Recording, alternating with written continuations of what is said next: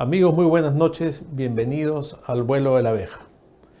Estamos de vuelta luego de una para por fin de año y retomando siempre todo lo que sucede en la escena política nacional, que está, por cierto, muy agitada.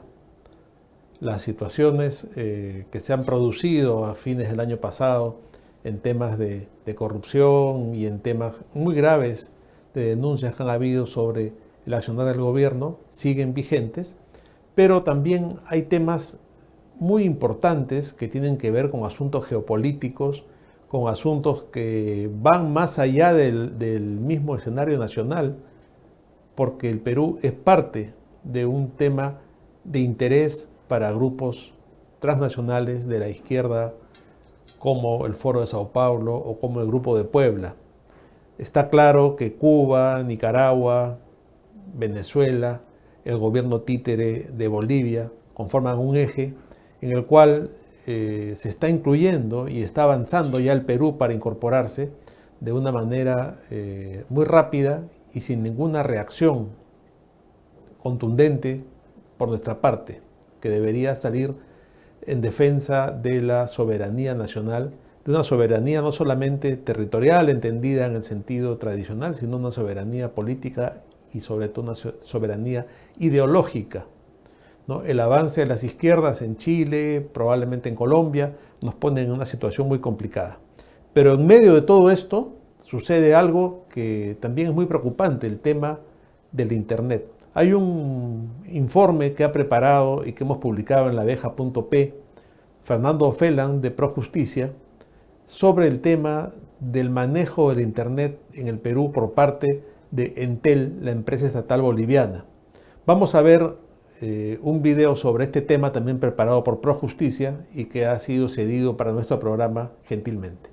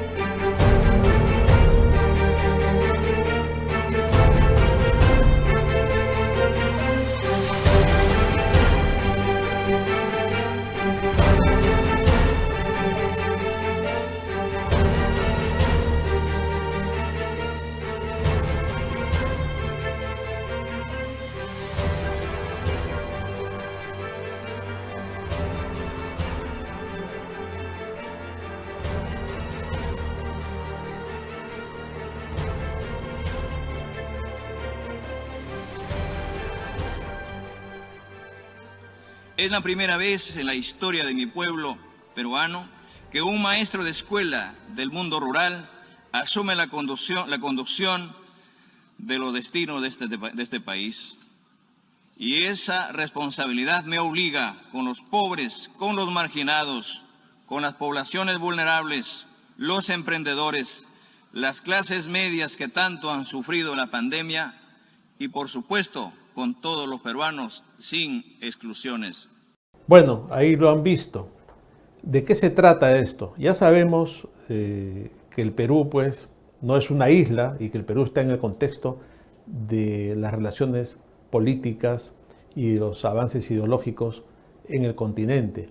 Y en ese sentido, hace tiempo que venimos denunciando que nuestro país está en la mira del Foro de Sao Paulo. Y el Foro de Sao Paulo no es otra cosa que una banda criminal que busca aprovecharse de los países, tomar la economía de los países, expoliar los países y convertirlos en lo que hoy es Venezuela al servicio de esta banda de criminales ¿no? Lula, Evo Morales, los Kirchner, Ortega, los hermanos Castro, que luego de la muerte de Fidel queda el hermano Raúl, ¿no? Y en general el castrochavismo está detrás de todo esto. Y también sabemos que hay una relación directa con el narcotráfico. El narcotraficante Evo Morales es el que está detrás de esto, y el control del Internet, ya se imaginarán ustedes, dentro de un contexto geopolítico, lo que implica que una empresa estatal de otro país controle el Internet en el Perú.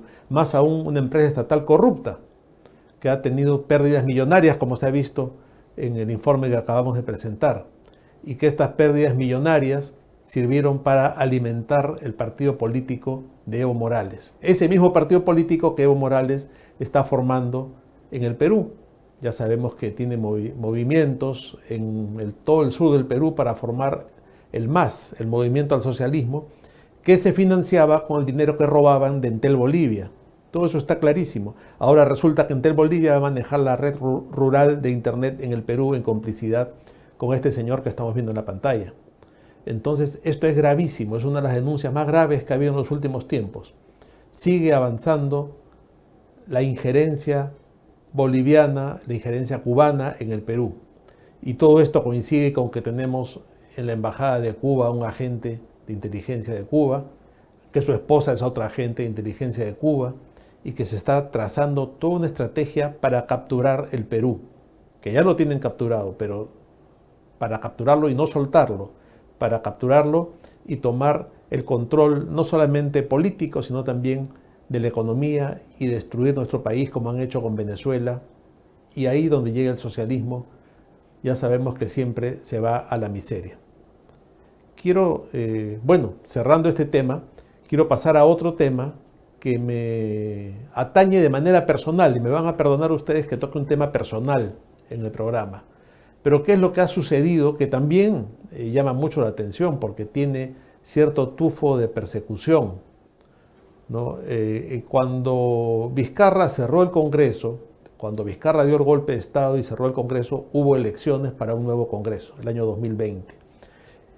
Para participar en esas elecciones fui invitado por Rafael López Aliaga a ser parte de la lista de candidatos de lo que en ese momento se llamaba Solidaridad Nacional. Al momento de llenar la ficha para inscribirme como candidato, había una pregunta que decía, ¿ha trabajado usted en el Estado en el último año? Y yo puse sí, porque había trabajado en el Congreso, justamente en el Congreso cerrado. Y luego la siguiente pregunta es, ¿cuál ha sido su ingreso en esta institución del Estado en el último año? ¿Cuáles han sido sus ingresos? Entonces yo procedí a poner mi ingreso mensual en esta ficha del Jurado Nacional de Elecciones.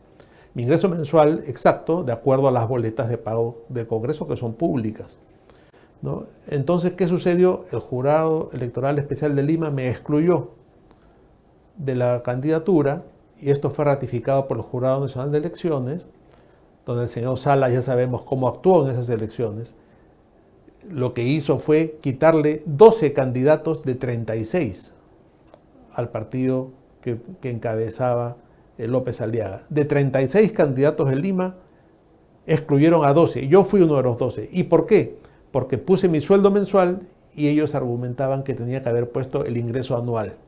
Por supuesto que cuando eso se multiplicaba por los meses del año, salía exacto el monto que ellos querían. Sin embargo, no fue admitida la subsanación y quedé fuera de la campaña electoral. Esto es una historia vieja, una noticia de otro momento. Se preguntarán a qué viene esta historia. Viene a que la semana pasada recibí una carta de la OMPE, ya no del Jurado de Elecciones que me excluyó en el año 2020, sino de la OMPE.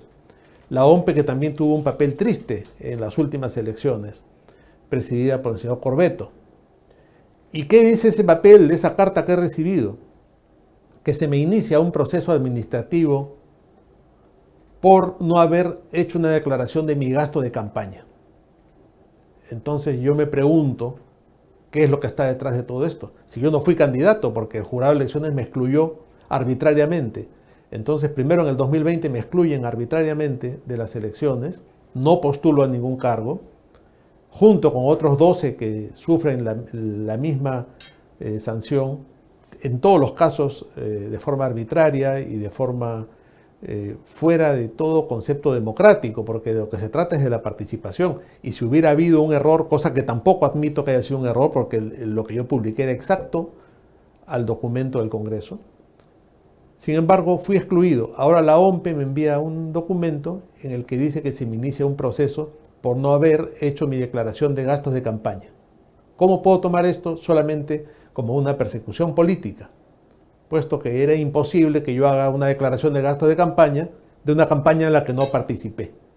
Ya hemos respondido con nuestros abogados a la OMPE este documento, advirtiéndoles que además vamos a pedir el apoyo de la Defensoría del Pueblo, porque alguien tiene que frenar esto. No puede ser que los organismos electorales se conviertan en instituciones dedicadas a perseguir a los opositores políticos del gobierno. Ya bastante cuestionado ha estado este señor Corbeto en las elecciones por no querer entregar las actas y por todo lo que fue público y conocido y que para muchos constituyó un fraude electoral. Ahora resulta que ya pasaron las elecciones, tienen un tiempo libre hasta las próximas elecciones y se dedican a perseguir a los que somos opositores del régimen, ¿no? Entonces yo tendré que tomar las medidas del caso. Vamos a recurrir a la Defensoría del Pueblo y ya hemos respondido oportunamente a la OMPE. Esperamos que ahí quede, porque en la carta estamos diciendo que no pudimos declarar nuestros gastos de campaña por la simple y sencilla razón que no hicimos campaña. Y no hicimos campaña ¿por qué? Porque el jurado de elecciones nos excluyó. Entonces, esa es la situación absurda, totalmente kafkiana, por la cual estamos pasando en el Perú. La exclusión primero y la sanción después. Eso se llama persecución política. Nos vamos a una pausa y luego continuamos en el vuelo de la abeja.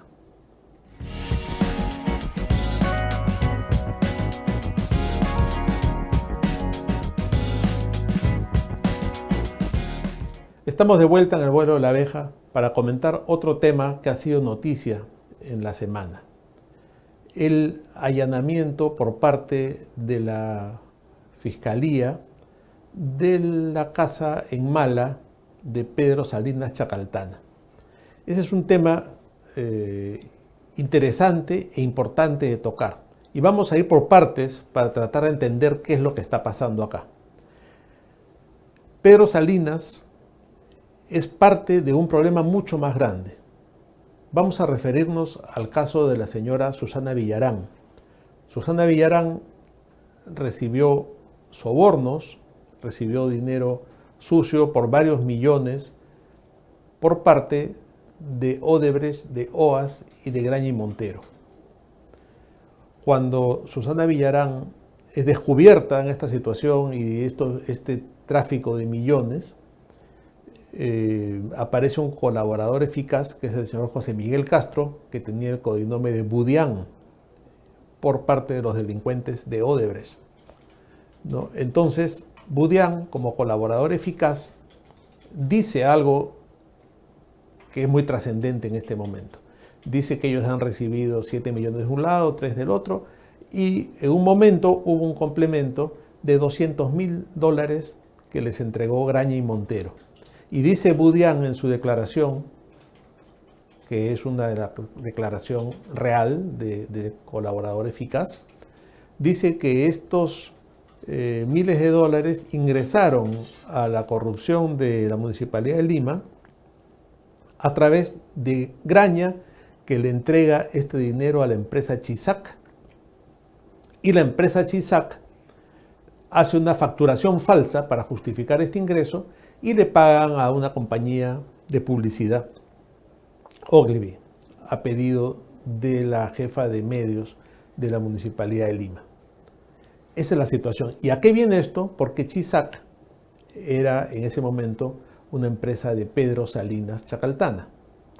Entonces está acreditado que esta empresa se prestó para recibir una coima de Graña y para lavarla a través de una falsa facturación. Esto es un tráfico grave que está acreditado en la declaración de un colaborador eficaz.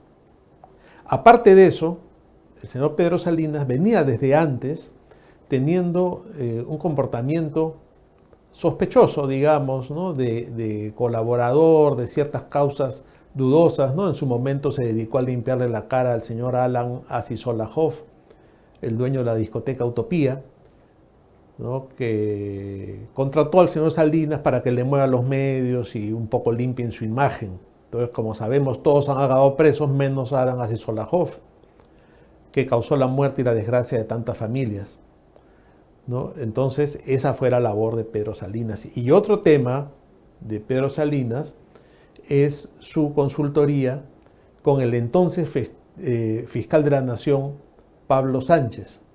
Pablo Sánchez lo contrató a Pedro Salinas para que le arme una campañita, un almuerzo con los medios, porque en ese momento que se destapaba el tema de Odebrecht, Pablo Sánchez estaba muy cuestionado. Entonces ahora todo esto se va acumulando y no hay que perder de vista que la señora Paola Ugaz, en ese momento, cuando Pedro Salinas a través de Chisac blanquea la coima de Odebrecht, ella trabajaba en la Municipalidad de Lima como jefa de redes sociales. Y como jefa de redes sociales, ella en la Municipalidad de Lima hace una serie de viajes sospechosos, ¿no? Una serie de viajes sospechosos, va a Panamá 2 veces y nunca pide vacaciones ni licencia, sin goce de haber, que es lo que hubiera correspondido.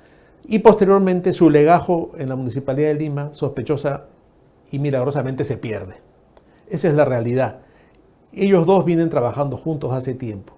Entonces, después que queda acreditada la coima de Graña y Montero, la falsa facturación, el lavado de activos, que la señora Paola Ugaz está siendo investigada en este momento por lavado de activos, por tráfico de terrenos y una serie de acusaciones. Hay una carpeta fiscal dentro de la investigación de las Chalinas Verdes. Por supuesto, ¿qué cosa dice Pedro Salinas y Paola Ugaz? Que todo lo que les pasa es por culpa del Sodalicium, ¿no? Entonces habrá que pensar que el Sodalicium maneja la fiscalía, que el Sodalicium mueve la mano de Graña para que Graña le dé una coima a Pedro Salinas a través de Chisac y él se la dé a Ogilvy para justificar una campaña de Susana Villarán. Esto es una organización criminal. Lo de Susana Villarán es una organización criminal que hasta el momento no sabemos por qué, ni quién los protege, ni cómo. No se declara como tal, porque por el momento solamente están Susana Villarán y José Miguel Castro. Basta que uno más se involucre en esto, o sea, 3, para que ya sean una organización criminal. Y entonces nos preguntamos qué pasa con el señor Rey, que enviaba esos correos electrónicos y que se encargaba de los contactos con los brasileños, y que el señor Nieto Montesinos coordinaba con él. ¿Y qué pasa con Annel Townsend, que era la jefa de recaudación para la campaña del no a la revocatoria? ¿Y qué pasa con todas las pruebas contundentes que hay sobre Paola Ugaz y con los más de 5 colaboradores eficaces que ya la han echado? Todo esto tiene pena de cárcel. ¿Y qué dice Pedro Salinas? Que todo esto se debe al Sodalicium. ¿Qué dice Paola Ugaz? Que todo esto se debe al Sodalicium. Una cosa muy rara, una cosa realmente sorprendente, ¿no? Entonces, ¿qué ha pasado la semana pasada? La Fiscalía ingresó a la casa de Pedro Salinas en Mala. Llegaron sorpresivamente, como suelen ser estos operativos, y él dice: no me han avisado. Claro, ¿cómo le van a avisar? ¿No? Es decir, la Fiscalía llama al que va a allanar para decir: voy camino a tu casa, esconde todo lo que tengas. No, no es así, pues. La Fiscalía llega de sorpresa, ¿no? Entonces él estaba ahí en su casa bucólica de Mala, de la cual le ha vendido la mitad del terreno a Paola Ugaz, y hasta ahora no se sabe cómo le ha pagado Paola Ugaz esto. Todo eso va sumando, todo esto va sumando en la serie de hechos absurdos, inexplicables que van en torno a esta pareja. Entonces, llega la Fiscalía y lo intervienen, pero la intervención es por algo menor, ¿no? Dentro de todo este conglomerado de actos de corrupción en los que estaría involucrado este señor, van por el tema de la consultoría a Pablo Sánchez. Pero está detrás el tema de la coima, del soborno, del dinero sucio de Graña, que diligentemente limpió Chisac a través de una falsa facturación. Esa es la realidad, ¿no? Esa es la realidad. Entonces, como nosotros venimos hace tiempo persiguiendo este tema, es un tema que nos interesa, Por supuesto también, como son intocables porque son caviares, la prensa caviar ya los está defendiendo. El fiscal Avia, que está detrás de esta investigación, hizo estas declaraciones en RPP. Claro, esto es son presuntos actos de corrupción y sobre todo valga la aclaración, información presuntamente que se está tergiversando, que esto no tiene absolutamente nada que ver con el caso Isodalís. Esto tiene que ver con presuntos actos de corrupción que ya en el año 2017-2018 vino de una denuncia de un ciudadano, el señor Edgardo José Palomino Martínez. Esta denuncia se tramita y hace la denuncia en contra de Freddy Chelinos Castro y Pedro Salinos Chacaltana por la presunta falsedad genérica de unos documentos en el cual este señor decía que presuntamente no se habría acreditado o se habría simulado un servicio prestado ante el Ministerio Público, ante la gerencia de IMAG. Nosotros evaluamos este caso y efectivamente habría indicios respecto a los presuntos actos de corrupción y es como se tiene que hacer. Ahora, la medida de allanamiento es un tema de búsqueda de fuentes de prueba o de medios probatorios. Ahora, por eso le decía que esto no tiene absolutamente nada que ver con el tema de sodalicio y eso es así. Bueno, está claro lo que dice el fiscal, ¿no? ¿Qué es lo que se está investigando? ¿Por qué motivo? Y también están claras las caras de los periodistas ahí, ¿no? El señor Carvalho, que fue con rodilleras a Palacio de Gobierno y que luego salió convertido en vocero del gobierno neosenderista de Castillo, hizo declaraciones ahí y dijo la próxima semana ya va a aparecer el presidente. Bueno, seguimos esperando. No hay ninguna relación con la prensa en Palacio de Gobierno, salvo con ese grupito que fue, repito, con rodilleras, donde el señor Jaime Chincha también apareció como vocero de Palacio de Gobierno.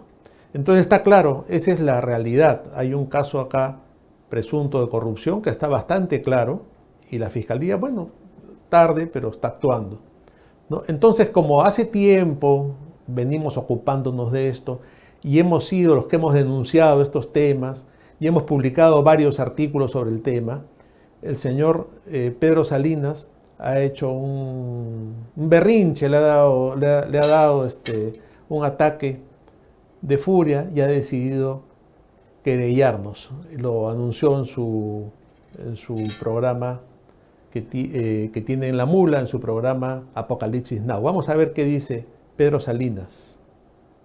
Tan no cesa que yo he querellado por primera vez en mi vida a 3 de estos personajes. A Luciano Reboredo, a Uri Ben Esmuel y adivinen a quién más. A Edgardo Palomino Martínez. Aquí está la querella que he presentado a través del estudio Arbizu Gamarra. ¿Ya? Bueno, eso es. Tenemos ahora una querella con Pedro Salinas, que no sé si será verdad, porque enseña un papel ahí, no sé si será verdad, pero igual estaremos atentos a cualquier notificación. Pero son manotazos de abogado, ¿no? Este señor ahora decide querellar a los que han denunciado sus vínculos con la corrupción, sus vínculos con las chalinas verdes. El hilo es muy claro, la denuncia está presente. Yo los invito a leer laabeja.p, donde hay una serie de artículos que van desenmascarando este asunto, ¿no? Y qué curioso que en el programa, ustedes verán al fondo está el libro que ha sido motivo también de noticias esta semana, por el cual el señor Acuña querelló al autor y al editor, ¿no? Entonces Pedro Salinas sale diciendo cómo es posible, ¿no? Se solidariza, cómo pueden querellar a la gente que opina y a los medios. Sin embargo, al terminar ese mismo programa, él dice que está querellando a 3 personas que hacemos periodismo. Entonces es parte de su incongruencia. Bueno, hemos terminado este bloque, nos vamos a una pausa y luego continuamos en el vuelo de la abeja.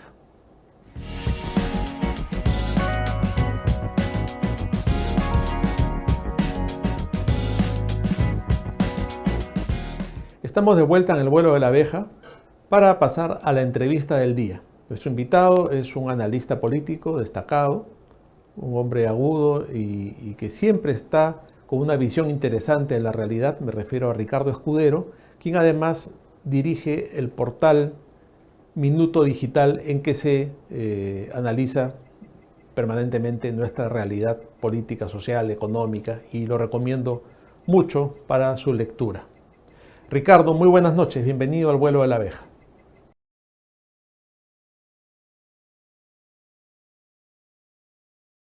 Ricardo, habrás visto con sorpresa, supongo, que después de 44 días de que se produjeron las denuncias de los hechos de la calle Zarratea, recién ha aparecido la Fiscalía.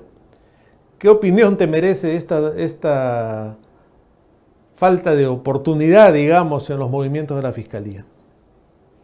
Bueno, en realidad ya no sorprende tanto el país informal, el país sumido en la delincuencia, el país gobernado por la corrupción que hoy en día tenemos. Lamentablemente es eso, y hay que decirlo con contundencia, ¿no? Nos gobierna una suma de organizaciones criminales, tanto en el Poder Ejecutivo como desde el Congreso de la República, en los gobiernos regionales y en muchas municipalidades. En el Perú hay dos grandes problemas que se conjugan dentro de la impunidad, porque la corrupción ya es un río continuo. Y estos dos grandes problemas son el ejercicio informal del poder, por un lado, y la delincuencia organizada en múltiples cárteles que ocupa distintas escalas de gobierno en el país. Ese es el gran drama. Por eso, que los fiscales acudan a la escena de un crimen después de 40 y tantos días, eso es irresistible para escribir una novela que todo el mundo ya la ha leído. Claro, ¿no? Porque primero tenemos el caso de la fiscal de la Nación, que decide abrir una investigación suspendida el mismo día hasta el fin del periodo gubernamental al señor Castillo, y ahora como que nos van endulzando, ¿no? Va a la Fiscalía a Palacio de Gobierno, encuentra $20.000 en el baño y no pasa nada. O sea, es increíble. En cualquier país medianamente formal hubiera sido... Lo que pasa es que, ¿sabes qué también? Y qué bueno que toques ese tema más puntual, Luciano. Nos están acostumbrando a la estupidez. Perdonen la palabra, que no es vulgar, ¿no?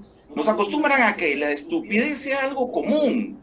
Y entonces, cuando ocurre una estupidez aún mayor, es ya común, la gente no reacciona, porque no tenemos gobierno y no tenemos oposición. Oposición como un cuerpo colegiado, instruido, una mesa de debate, de concertación, de ataque, una mesa de respuesta. Ser oposición es responder con la misma o mayor energía a todos los vejámenes que están ocurriendo contra la peruanidad. Pero eso no ocurre. Entonces, nos acostumbran a la misma película todos los días, Luciano, y no existe una reacción, salvo de, hay que ser honestos, una que otra persona en el Congreso, un que otro portal como La Abeja y como otros tantos, que son voces solitarias que se unen en determinados momentos, pero la representatividad política en el país no tiene oposición. No tenemos una oposición colegiada, instruida, educada, valiente, responsable, frecuente, continua. No la tenemos. Ese es nuestro drama ciudadano.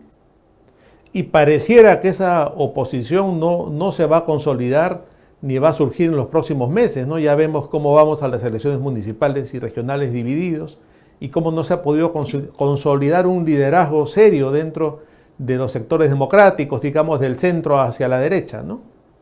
Exacto, y tú sabes que me apena mucho decirlo, pero hay que ser contundentes en estos momentos, porque no podemos permitir que esto siga pasando. Rafael López Aliaga era el candidato, digamos, natural de un esfuerzo de oposición. Muy bien, las fechas del cronograma están dadas.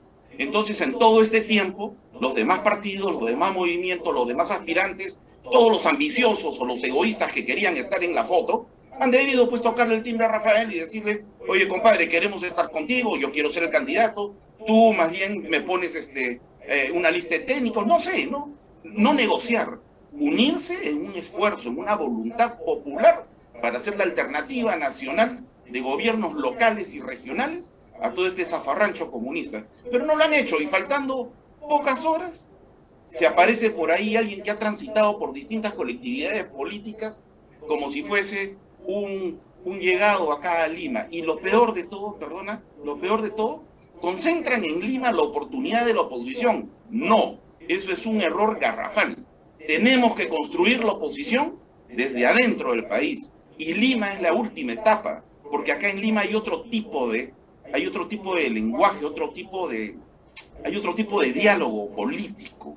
Hay que trabajar en las regiones, hay que trabajar en las provincias del Perú y desde allí construir. Y no importar gente de provincia que no ha logrado nada, hay que decirlo, no han logrado nada en sus regiones y vienen acá a sorprendernos a Lima queriendo ser candidatos, no sé a qué cosas. Entonces nos petardea la gente que nosotros creemos que pueden ser elementos claves de la construcción de una oposición. Eso está mal, Luciano. Y le estamos sirviendo la mesa al comunismo otra vez. Sí, sin duda lo que está pasando con estas elecciones grafica perfectamente lo que tú dijiste antes, ¿no? Esta sociedad desorientada en que no hay ni una oposición y tampoco hay un gobierno sólido, ¿no? Pero este gobierno va avanzando porque tiene un objetivo, y ese objetivo sí es seguro, que es instaurar un gobierno comunista en el Perú. Y vemos también, Ricardo, otra cosa, ¿no? Que hay grandes escándalos y, como decíamos antes, no pasa nada. ¿Por qué? Porque sacan al ministro, ponen un nuevo ministro, pero el hecho consumado queda, ¿no? Entonces nos estamos sometidos a una especie de carrusel de funcionarios y luego de eso... Mira, cada uno de estos señores delincuentes en muchos casos, siembra una estructura y cuando viene el reemplazo, añade a esa estructura corrupta otro equipo más. Entonces sale el innombrable de Carhuapoma que ha destrozado el Seguro Social del Perú e ingresa una persona que está complicada en el tráfico de uso de equipos médicos en los exteriores de los hospitales del Estado. Pero la gente no se acuerda porque no leen, porque no estudian o porque los medios están comprometidos, me refiero a los medios alquilados están comprometidos en tapar todo este tipo de cosas, Luciano. Entonces se llaman minicárteles sembrados en todo el aparato del Estado. Y a eso hay que sumarle algo que es bien importante. La izquierda nunca se divide. La izquierda tiene una estrategia simplísima. Dispersión, acumulación, puño. Se pelea Cerrón con Bermejo. Bermejo le dice no sé qué cosas al otro y a la otra y Verónica y en fin, todo ese barrio de vagos que paran en la esquina de una calle oscura, pero a la hora del asalto todos se juntan. En cambio, los sectores ilustrados, políticamente aceptables por la sociedad, se pelean por tonterías. ¿Sabes por qué se pelea mucha gente de la oposición en el Perú? Por envidia, por recelo, porque Luciano escribió un artículo y 100.000 personas lo han elogiado. ¡Ay, no lo invites al canal! Porque Ricardo habló en el programa de Luciano. No, hay que cerrarlo. Oye, entre nosotros mismos, muchas veces cerramos la puerta de la casa a amigos que deben estar adentro con nosotros, haciendo lo necesario para el combate. Entonces, hay mucha envidia, mucho recelo, mientras los rojos, como muy bien lo señalas, los comunistas, los ladrones, la ultraizquierda, sigue avanzando. Pero tenemos un deber moral, Luciano, de seguir subiendo el tono de nuestra voz y la energía de nuestros valores y principios. Mira, eso tenemos que hacer. Lo has descrito perfectamente, ¿no? Porque esa es muchas veces la actitud, lamentablemente, de los que están de nuestro lado, supuestamente, ¿no? Porque sí. Ahora dirán, Ricardo Escudero estuvo en La Abeja, ¿por qué se habrán juntado? ¿Qué estarán tramando? Hay que tener cuidado. Eso es verdad. Ricardo, tú tienes más o menos, por ahí somos de la misma generación o tenemos más o menos la misma edad. ¿Tú recuerdas a lo largo de tu vida o de los conocimientos que tienes de historia una situación similar en el Perú, tan grave como esta? No, lamentablemente, felizmente no, si no, no existiríamos como país.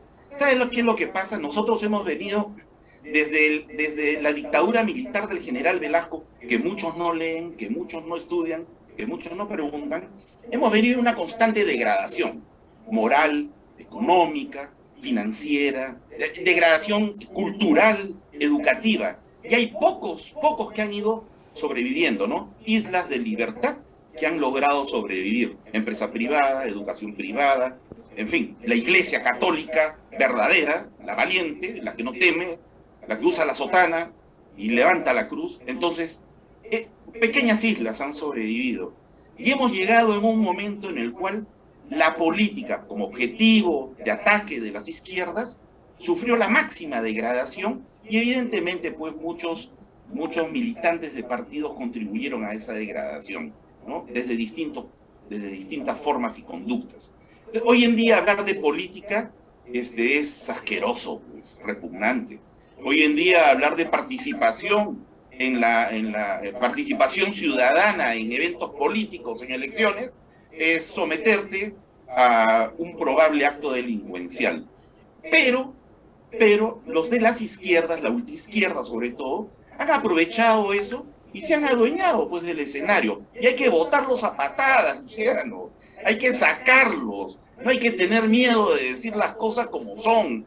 Hay que votar a los delincuentes de la política, de la ultraizquierda, que han destrozado la educación, la cultura, que han destrozado el respeto a nuestros semejantes, que han destruido los derechos humanos, asesinando decenas de miles de peruanos. Hay que decirlo, no hay que expresar, ay, disculpen si lo que digo les va a molestar, que les moleste a los rojos. Hay que darles duro, no hay que cansarnos. Y a nuestros amigos que tienen envidia, recelo, que nos juntamos 2, 3, 4, 5, nos ayudamos, nos retuiteamos, recomendamos nuestras páginas, nuestros canales, bueno, hay que meterle su cachetadón también, porque no puede haber cobardes en la oposición, no puede haber, Luciano, cobardes en la oposición, no podemos permitirlo. Muy, muy claro, Ricardo, y contundente como siempre. Te agradezco por esas palabras tan valiosas y tan llenas de verdad. Vámonos a una pausa, claro, si lo permites, y regresamos con la entrevista.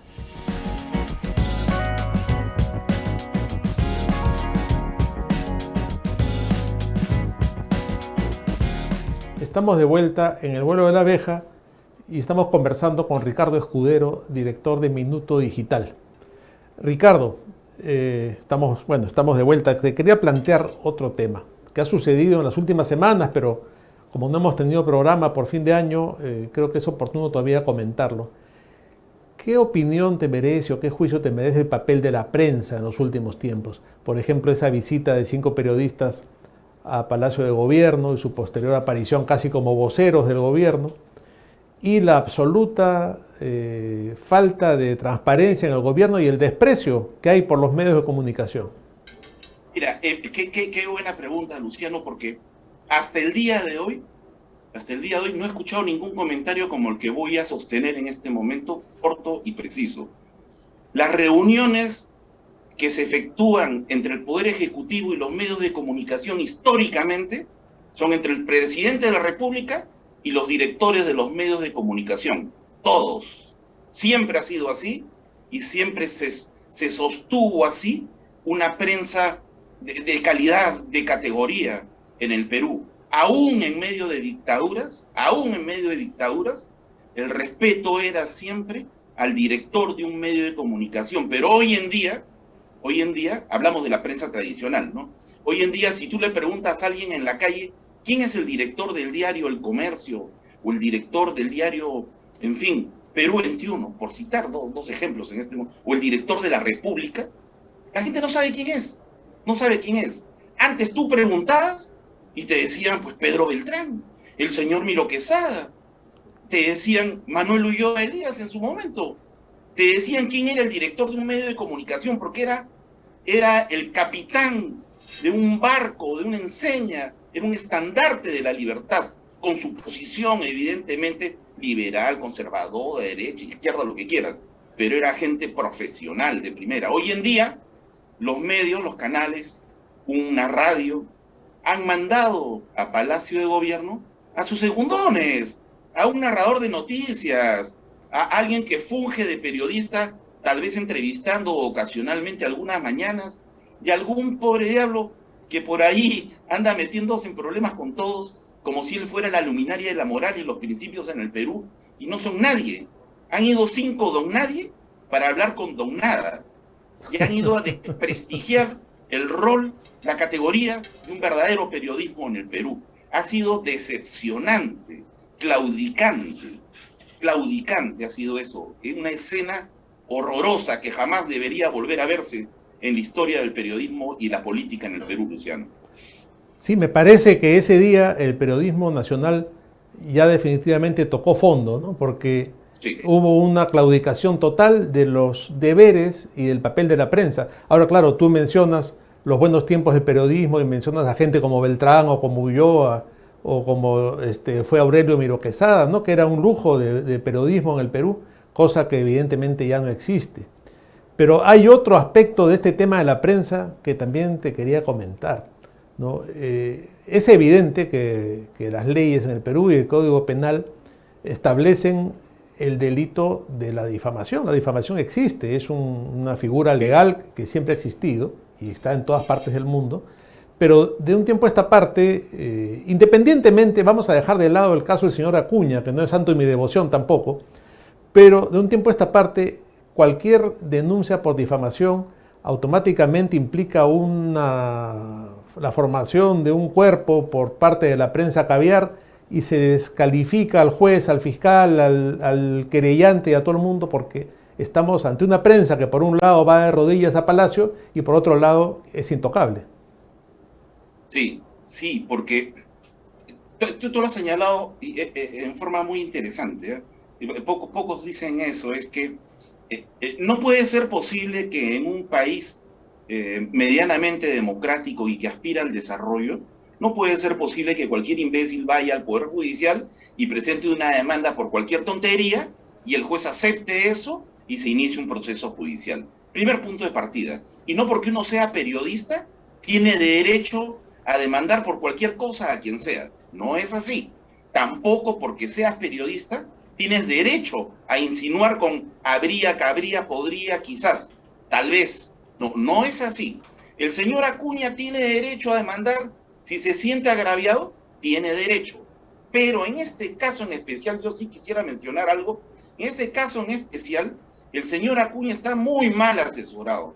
Yo no contrataría a los abogados que contrató el señor Acuña, porque un abogado tiene que asesorar bien a su cliente y decirle, oiga, usted me quiere contratar para que yo inicie un proceso en algo que es inconsistente, que no tiene fundamentos de hecho, ni fundamentos de derecho, señor, quédese con su platita. Yo no estoy para atender a cualquier imbécil, pues. Eso no es así. Pero, lamentablemente, pues hay mucho mercantilismo en estas cosas, mucho figuretismo, quieren salir en los medios, hacerse famosos o más famosos algunos, de un lado y del otro. Y así, el señor Acuña, en realidad, le ha hecho un gran favor al periodista que escribió ese libro, porque se está vendiendo un montón, o mejor dicho, en el Perú informal, se está pirateando bastante, ¿no? Cualquier cantidad. Pero, dicho sea de paso, y como una crítica constructiva, ese libro no es un trabajo de investigación, es un recuento de relatos, noticias y con algunos comentarios. Siempre que hay que decir las cosas claras, ¿no? Si fuese un buen trabajo de investigación, yo lo diría, pero en el lado que nos interesa, de la libertad de creatividad, la libertad de expresión, la libertad de prensa, el Poder Judicial ha cometido un gravísimo error, una torpeza al sentenciar en primera instancia a este chico, a este periodista y al de la casa editorial. Entonces, acá estamos en medio de algo muy extraño, ¿no? Cuando denuncian a alguien que es de oposición al gobierno, los caviares saltan pues con uñas, con dientes, se angustian, entran en una histeria colectiva. Pero cuando es al revés, silencio en el foro, ¿no? Entonces, acá la justicia no está a favor de quien es de Alianza o de la U, sino tiene que estar a favor del deporte nacional, ¿no? Para ponerlo en otros términos, porque de repente no se entiende muy bien. Estamos pasando muy malos momentos y yo creo que cada día se hace más exigente decir las cosas claras y poner freno a procesos judiciales inconsistentes, a denuncias absurdas, y más bien hay que ponerle mucha energía a lo que sí vale la pena, ¿no? Como por ejemplo periodistas que se venden al poder en el gobierno de la etapa del gobierno de la señora Villarán en Lima, ¿no?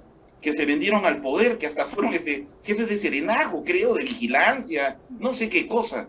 sin tener ni calidad ni categoría profesional para hacerlo. Entonces, ellos entran, roban, malversan fondos, pero salen de allí, forman una nueva ONG, atacan a los que los descubren. ¿Qué tipo de país tenemos, Luciano? Esto yo no quisiera que explote, pero creo que vamos hacia un camino, hacia una explosión muy violenta, y va a ser terrible el desenlace si continuamos así. Bueno, en esto coincides con nuestro común amigo Hugo Guerra Arteaga, que ve la posibilidad terrible y el peligro incluso de una confrontación, de una posible guerra civil, de seguir este camino por el que vamos. Y dice Hugo Guerra, no es la primera vez, en el siglo XIX hemos tenido una serie de enfrentamientos, en el siglo XX hemos tenido el tema de Sendero, o sea, el Perú no está libre de una situación así, ¿no? Y ya que has mencionado el tema de los abogados de Acuña, por considerarlo un tema interesante de análisis y de comentario, te comento que hemos publicado el texto íntegro de su querella en La Abeja para aquellos que quieran saber en qué se sustenta la querella del señor Acuña, ¿no? Y en general creo que lo has descrito con mucha claridad, ¿no? Ahí está, hay que leerlo, están las citas, todo está ahí en la querella que hemos publicado. Ricardo, te agradezco mucho por esta entrevista, siempre es un placer conversar contigo y sobre todo por tu claridad y por la valentía con la que dices las cosas. Un abrazo fuerte, Luciano, muchos éxitos con La Abeja y seguimos juntos en la batalla, siempre juntos, Luciano. Un gran abrazo. Claro que sí, igualmente, Ricardo, un gran abrazo para ti y también mis mejores deseos en Minuto Digital. Gracias. Amigos, hemos llegado al final del programa y no quisiera que este programa termine sin hacer una mención a el que fuera, en mi modesta opinión, el mejor alcalde que ha tenido la ciudad de Lima, el doctor Castañeda Locio, que esta madrugada ha dejado de existir. Elevamos nuestras oraciones por su descanso. Ha sido, repito, un gran alcalde y también un hombre incomprendido a veces por su modo de ser, ¿no? Recordemos que fue apodado el Mudo porque no hablaba mucho, pero quedan sus obras en Lima que durante mucho tiempo seguirán hablando por él. Que en paz descanse el doctor Luis Castañeda Locio. De este modo hemos llegado al final del programa y será hasta el próximo miércoles en otro vuelo de La Abeja. Los invitamos a seguirnos todos los miércoles aquí en BHTV y también en las páginas y redes sociales de laabeja.p. Será hasta la próxima semana.